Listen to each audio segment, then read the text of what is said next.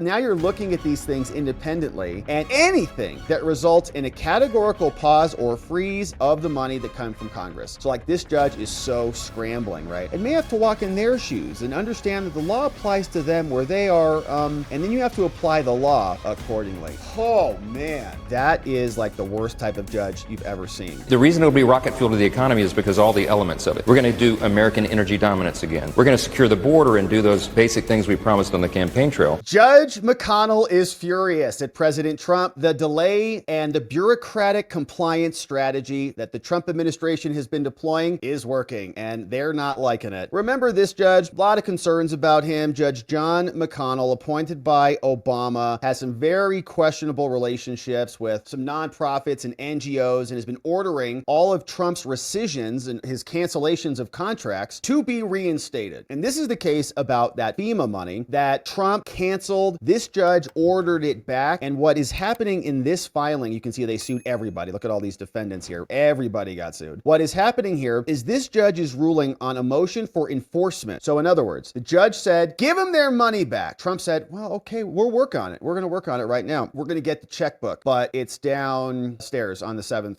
first floor, whatever it is. So we got to go get the checkbook. And before we can give them their money, we got to get the checkbook. And then when I got the checkbook, we ran out of checks. Don't you hate that? Got to order some new checks. And then once you get the new checks in, we wrote the check, but we put in the mail and we forgot to sign it. I know. So it's very complicated. The bureaucracy is massive and monstrous, okay? And things are hidden in nooks and crannies and tucked away in Nancy Pelosi's butt cheeks. No one knows where it is. So if we want to get the files, we got to get them out of the cave. It's cavernous down there. So it's just complicated. So it's been slow. They say turn the money back on. And now they're saying, judge, make them do it. Enforce this. So the judge then issued this order and says, listen, okay, on January 31st, I, Judge McConnell, entered a TRO that stopped President Trump from pausing the money. And I instructed Trump shall not impede the state's access to this money. Now, the TRO also stated that if Trump engages in other blocking of these funds, you need to let me know about it. Now, within weeks after the court issued the TRO, the states, all the blue states, continued to experience freezes of their money, of numerous grants and awards that went unresolved, even after talking with the Trump counsel. So the states filed a motion to enforce this. Give us our money right now. And the court granted it, ordering Trump to immediately restore frozen funds, immediately end any funding pause during the pendency of this, and immediately take every step necessary to effectuate the TRO. And Trump's like, oh, we're working on it. We're trying, dude. It's a mess. Nancy Pelosi's been running this thing for 50 years. No one knows where she hid everything. We're trying to find it. Eventually, the states filed a second motion to enforce, saying the states are also facing obstacles. We're still not getting our millions that were awarded, and we're obligated to come from FEMA. And they asked the court to order FEMA to give us our money. 1-800, I need my money. I want it now. On March 6th, the court issued another injunction ordering that FEMA was stopped. You have to give them your FEMA money too. Now, because of the court's issuance of the injunction, we issued the preliminary injunction, meaning the TRO was expired. The court denied the second motion as moot. Now, still the court ordered FEMA to file a status report. FEMA filed the status report, and the states responded. They said, they're still not giving us our money. So now the states are coming back and they're saying, make FEMA give us the money. So this judge is saying, whoa, so this might be civil contempt. I don't know. So I'm not happy about this. There might be civil contempt here. Did you have notice of what I told you to do? Was my order clear and unambiguous to get them their money? Did the contemnor, in this case Trump, have the ability to comply, and did you violate it? Maybe holding Trump in contempt? The states say that they have not received a substantial disbursement of our money. They highlight that these funding disruptions coincide with Stacey's email that was sent to all staff on February 10th, which said, put a hold toggle in financial hold on all that FEMA government money. But the states have been sitting here like, hey, where is it? The processing of the awards has yet to come. In fact, Hawaii said, we need $6 million from FEMA. Well, they did have that fire,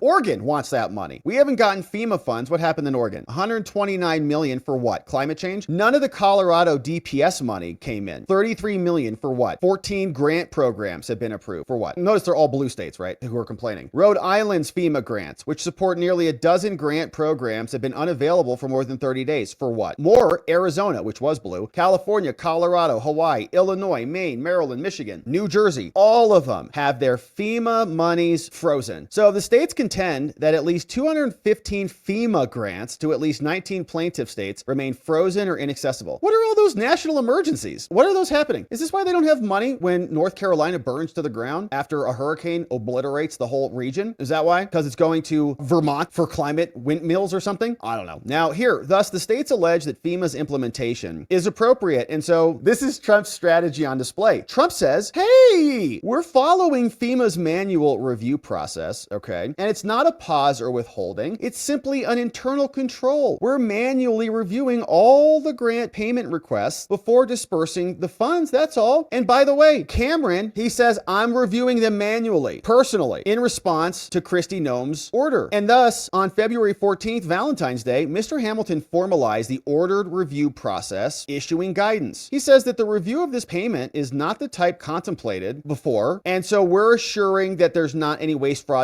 or abuse as we're reviewing these payment requests. So we're following the law very deliberately. Further, the defendant asserts that this manual review process is not violative of this injunction. Your Honor, you said that we could rely on our own independent authorities to implement this process, so we are. We're not even following the directive. We have an obligation under the rules, okay? Strict compliance with the rules. When it comes to paying anybody out now, ultra strict compliance with the rules. Your Honor, the Code of Federal Regulations says that we have an obligation to manage and administer each award in a manner to ensure it's in compliance with the law, right? We're going to pay them. Hello. We just have to follow the law, like you said. That's all. So we're even doing it manually, okay, to be in strict compliance. But the judge is like, I want you to just turn it all on now. They're like, oh, no, we can't. You said we had to follow the law. Code of Federal Regulations, section 200.300, subsection A says we have to. Now, Trump also highlights that relevant grant regulations dictate that costs must be necessary and reasonable. And so we're analyzing those too. There's another subsection right here. Section 200.404-405 says we have to analyze those too. So thus, Trump says these regulations illustrate that FEMA has independent regulatory authority to review payment requests to make sure they're appropriate and lawful before we disperse them. So that's all we're doing. Now the judge says, but this law is general and has nothing in this, which is, this judge is like, if you do this, if this is a manual review process, basically means there's an indefinite categorical pause on payments, right? Meaning if you go slow and like look at everything, it's basically pausing everything. We're like, yeah, we know. Nor does this mean you can conduct a review specifically like you're doing it. And this section already prescribes on how it works. And so in any event, they presented evidence that strongly suggests that this manual review process is covertly based on Trump's order. Okay, so I said you could find an independent basis and follow the law to do these things, but the way you're finding independent bases and following the law is basically in total alignment with Trump's EO and basically doing the same thing. And so I ordered you to not do that. Secretary Noem's grant directs a hold. Okay, Kristi Noem made a memo. It was a hold. And NGO grants were issued barely a week after the invasion EO, and all of these things got canceled. So the judge says, this feels a little bit too suspicious to me. The temporal proximity between the issuance of the invasion and the OMB memo and the NGO grants further illustrates it's a pause. And so it feels like this judge says, you guys did all this stuff very coincidentally, one after another. And it's like, Judge, we've only been here for like 100 days. Okay. So yeah, like there's a lot happening. That's why they're happening quickly, because we're getting stuff done. You're welcome. He says, so it feels like Mr. Hamilton's assertion that the manual review process was implemented in response to a memo means that the review process was implemented to comply with the EO. And because I've already said the EO is now prohibited, this must also be prohibited, telling us the court reaffirms its preliminary injunction order, saying that Noem is enjoined from pausing, freezing, blocking, canceling, suspending anything based on the directive, including any other freezes dictated, described, implied, or before the rescission, or any other,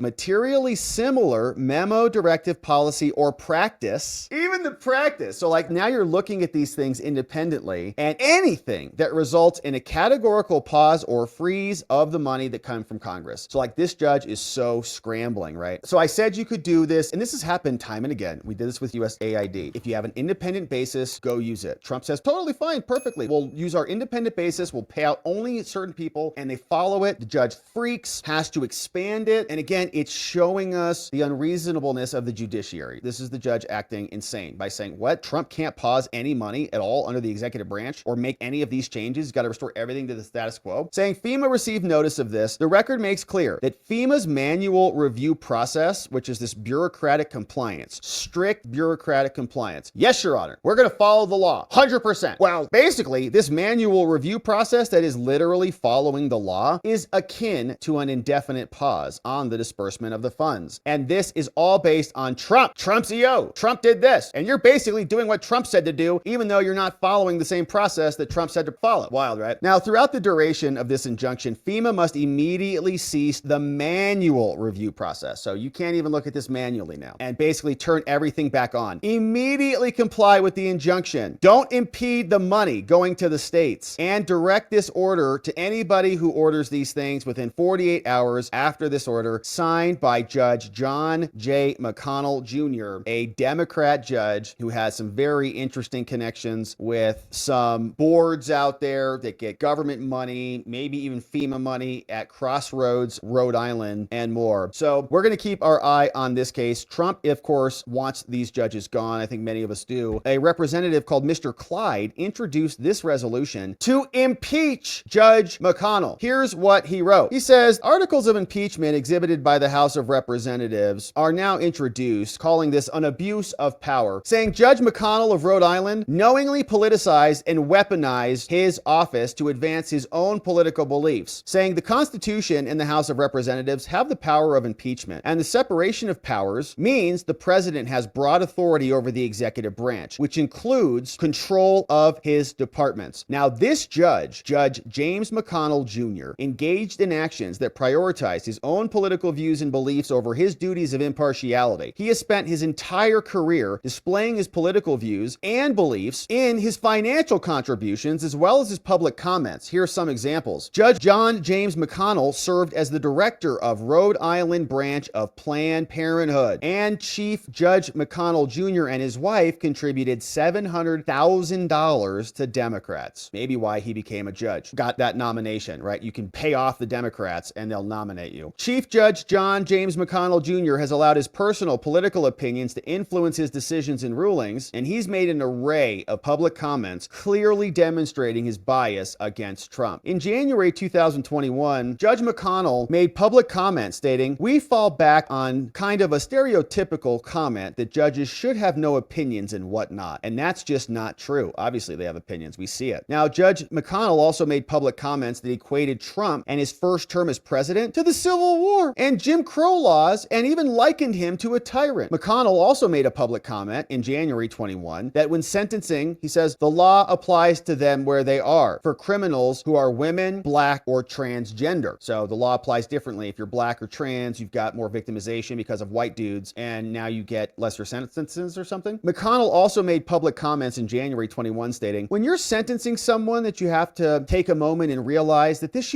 this middle-class, white, male, privileged person needs to understand the human being who comes before us that may be a woman, or may be black, may be transgender, may be poor, may be rich, maybe whatever, may have experience but not yours, and may have to walk in their shoes and understand that the law applies to them where they are, and then you have to apply the law accordingly. Oh man, that is like the worst type of judge you've ever seen, right? So different penalties for different people depending on your physical characteristics. What a sick person. What's that blindfold doing on Lady Justice for? I'm not real sure. Chief Judge James John McConnell made public comments in January stating, we have formed a committee to look at race in our court. Have we given disparate sentences between blacks and whites about hiring practices? Maybe. If you're white there, it sounds like you're in big trouble. Chief Judge John James McConnell Jr.'s financial contributions and overt public comments clearly demonstrate a political bias that would impair his ability to make a fair judgment regarding his actions. Now, where McConnell now is found guilty of high crimes and misdemeanors, he should be removed from office. He's also got conflicts of interest, saying while serving as a chief judge for the United States District Court of Rhode Island, he had a major conflict of interest that prevented him from being impartial in the matter of New York versus Trump. There is substantial evidence that James McConnell Jr. serves on the board of directors for nonprofit organization called Crossroads, Rhode Island. Yep, was chair of the board from 2011. And they've confirmed that he has stepped down from the board, and he was on it, but he stepped down, I believe, in 2024 after it became a problem. Now, according to Crossroad Island's tax filings, he has appeared every year as a director of the organization since he took the federal bench. And according to Crossroads tax tax filings for 2023, its total revenue was $30.6 million.